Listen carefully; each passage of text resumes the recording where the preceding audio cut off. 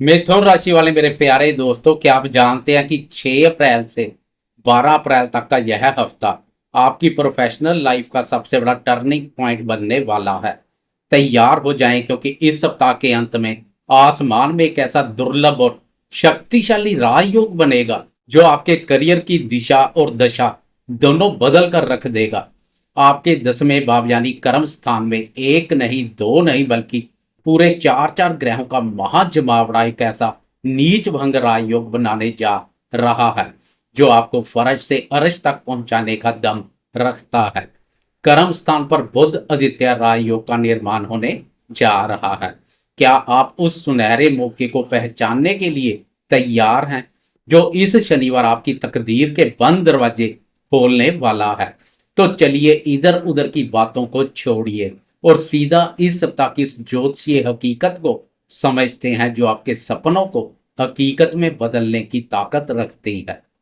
नमस्कार दोस्तों, मैं हूं आपका अपना दोस्त एस्ट्रोलॉजर राजेश कालिया और आप देख रहे हैं आपका अपना पसंदीदा और भरोसेमंद चैनल अक्षित एस्ट्रो मास्टर।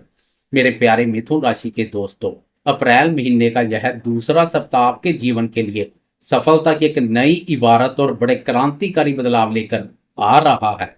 इस हफ्ते ग्रहों की विसात कुछ ऐसी बिछी है कि शुरुआत में तो आपको अपनी मेहनत पर भरोसा रखना होगा, लेकिन जैसे जैसे सप्ताह के दिन ढलते चले जाएंगे, कामयाबी के नए रास्ते खुद ब खुद आपके सामने खुलते चले जाएंगे। सबसे पहले गहराई से एक नजर डालते हैं इस सप्ताह की ग्रह गोचरीय स्थिति पर। दोस्तों, इस समय खुद देवगुरु बृहस्पति आपकी ही राशि यानी आपके प्रथम भाव में गोचर करके आपको सुरक्षा प्रदान कर रहे हैं। वहीं केतु महाराज आपके तीसरे भाव यानी पराक्रम स्थान पर बैठे हैं, जो आपके साहस को बढ़ा रहे हैं, लेकिन भाई बहनों से थोड़े मतभेद दे सकते हैं। शुक्र देव इस वक्त आपके 11वें भाव यानी लाभ स्थान पर संचार कर रहे हैं, जो आपकी आय में निरंतरता बनाए रखने में पूरी मदद कर रहे हैं। लेकिन असली चमत्कार तो आपके कर्म स्थान यानी 10वें भाव में हो रहा है, जहां सूर्य मंगल शनि की युति पहले से बहुत शक्तिशाली बनी हुई है। और इस शनिवार यानी 11 अप्रैल को आपके राशि स्वामी बुध भी अपनी नीच राशि मीन में होकर इसी कर्म भाव में प्रवेश करेंगे, जिससे एक शानदार नीच भंग राजयोग और बुध आदित्य राजयोग का निर्माण होगा। तो चलिए अब हर पहलू पर विस्तार से चर्चा करते हैं। सबसे पहले बात करते हैं आपके स्वास्थ्य की। स्वास्थ्य के मामले में यह सप्ताह आपसे थोड़े अनुशासन की मांग करेगा। 10वें भाव में बैठे सूर्य मंगल और शनि की युति काम के बोझ के कारणवश आपको शारीरिक थकान और मानसिक तनाव दे सकती है। विशेषकर आपको अपने घुटनों और पैरों के दर्द का ध्यान रखना होगा। हालांकि प्रथम भाव में बैठे गुरुदेव की अमृतमय दृष्टि आपके पंचम सप्तम और नवम भाव पर पड़ रही है, जो आपकी सेहत में किसी भी बड़ी गिरावट को रोकने का काम करेगी। बस आपको अपने काम के बीच में आराम के लिए समय निकालना होगा और अपने खान पान को संतुलित रखना होगा। अब बात करते हैं शिक्षा की। मिथुन राशि के विद्यार्थियों के लिए यह सप्ताह बहुत ही महत्वपूर्ण है।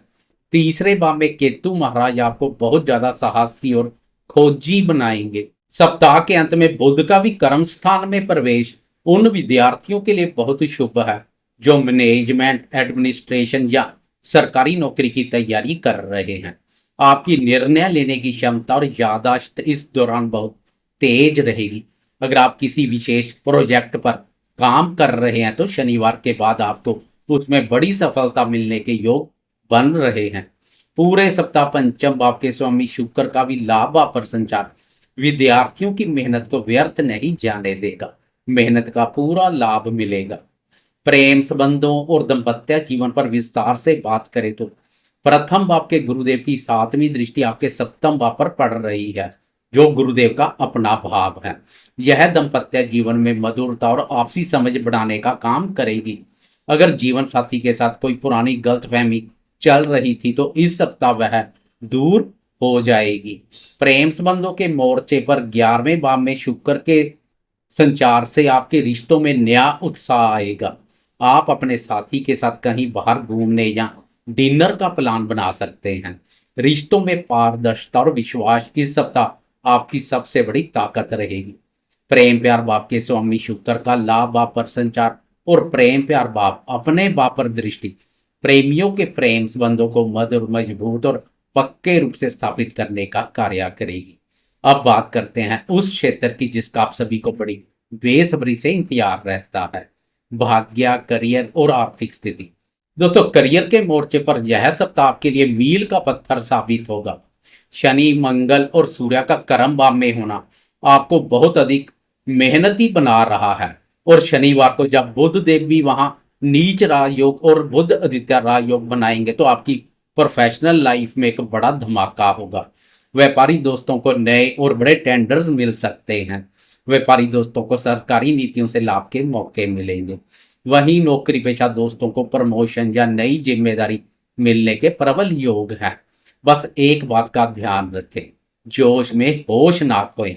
धैर्य संयम पूर्वक कार्य कर मंगल जनित ऊर्जा को सही दिशा प्रदान करें, नहीं तो मंगल की ऊर्जा अमंगलकारी भी साबित हो सकती है। आर्थिक स्थिति की बात करें तो लाभ स्थान के शुक्र निरंतर धन का प्रभाव बनाए रखेंगे।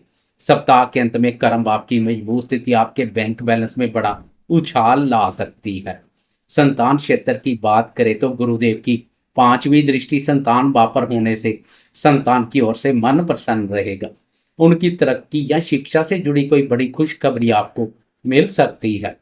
अगर आप संतान प्राप्ति की दिशा में प्रयास कर रहे हैं तो ग्रहों का यह गोचर आपके लिए बहुत ही सकारात्मक परिणाम लेकर आ रहा है। मेरे दोस्तों, अब हम वीडियो के सबसे महत्वपूर्ण हिस्से की ओर बढ़ते हैं और वह है चंद्रमा का गोचर। चंद्रमा ही वो मन का स्वामी है जो आपकी रोजमर्रा की जिंदगी और आपके पल पल बदलते मूड को पूरी तरह से संचालित करता है। इस सप्ताह चंद्रमा वृश्चिक, धनु और मकर राशि से होकर गुजरेंगे। आइए जानते हैं कि चंद्रमा की यह चाल आपके लिए क्या बवाल मचाएगी या करेगी कुछ कमाल। सप्ताह की शुरुआत यानी 6 और 7 अप्रैल को चंद्रमा आपकी राशि से छठे भाव यानी वृश्चिक राशि पर संचार करेंगे। यह समय अपने गुप्त शत्रुओं और विरोधियों पर जीत हासिल करने का है। ऑफिस में अगर कोई आपके खिलाफ साजिश कर रहा है तो वह बेनकाब होगा। लेकिन यहाँ चंद्रमा नीच के होने से सेहत का थोड़ा ध्यान रखें और बेवजह के विवादों से खुद को दूर रखें। ऋण लेन देन के कार्यों को पूर्ण करने के लिए यह समय उत्तम रहेगा। इसके बाद 8 अप्रैल की सुबह के 5:53 पर चंद्रमा राशि परिवर्तन कर आपके सप्तम भाव धनु राशि में प्रवेश करेंगे। बुधवार और गुरुवार का समय साझेदारी वाले कामों के लिए बहुत ही शुभ है।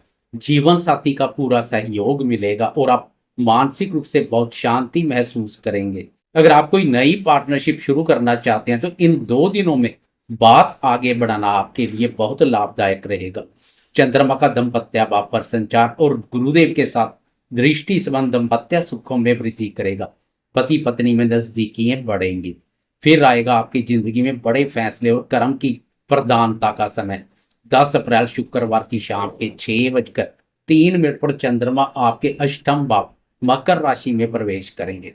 अष्टम चंद्रमा कभी कभी अचानक बाधा या गुप्त चिंता दे सकता है। शुक्रवार की रात और शनिवार को आपको वाहन बहुत सावधानी से चलाना होगा। धन भाव के स्वामी चंद्रमा का अष्टम भाव पर संचार धन की स्थिति को कमजोर बना सकता है।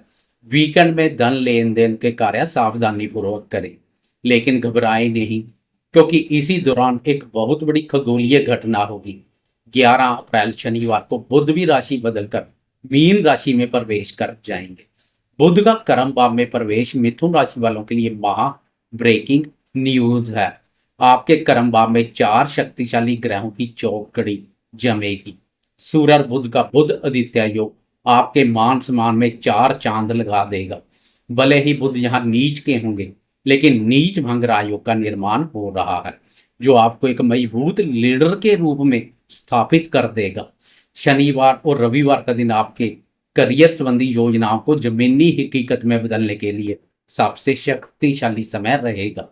कुल मिलाकर देखें तो मिथुन राशि वालों के लिए यह सप्ताह शुरुआत में संघर्ष और विरोधियों पर विजय, मध्य में सुखद साझेदारी और अंत में करियर का एक बहुत बड़ा जैकपॉट लेकर खड़ा है। ग्रहों की यह दुर्लभ युति आपको सफल बनाने के लिए पूरी तरह से तैयार है। बस आपको अपने कर्म की धार को कम नहीं होने देना है। उम्मीद है कि यह विस्तृत विश्लेषण आपके आने वाले सप्ताह को बेहतर और खुशहाल बनाने में पूरी तरह से मददगार साबित होगा। अगर यह वीडियो आपको उपयोगी लगा तो इसे लाइक जरूर करें और मिथुन राशि के अपने सभी दोस्तों के साथ इसे शेयर करना ना भूलें। ज्योतिष की ऐसी ही सटीक और शोधपूर्ण जानकारियों के लिए अपने इस भरोसेमंद चैनल अक्षित एस्ट्रो मास्टर को भी सब्सक्राइब करें। मैं हूं आपका दोस्त एस्ट्रोलॉजर राजेश कालिया। वीडियो देखने के लिए आपका हृदय से धन्यवाद। मिलते हैं अगले वीडियो में, तब तक के लिए नमस्कार। जय माता दी।